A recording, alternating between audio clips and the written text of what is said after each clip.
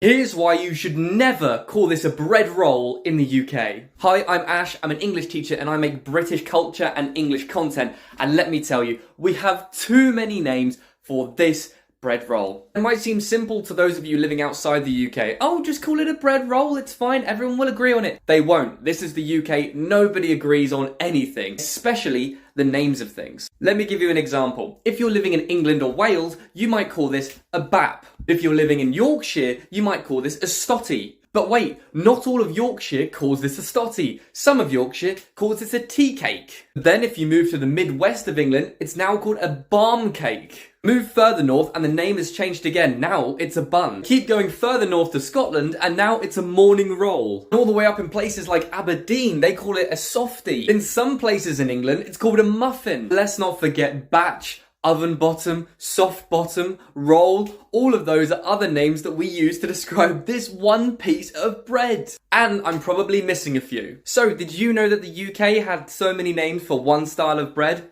If you didn't, make sure you leave a like and comment down below which one was your favourite. If you're from the UK, let me know what you call this. I'm interested to hear.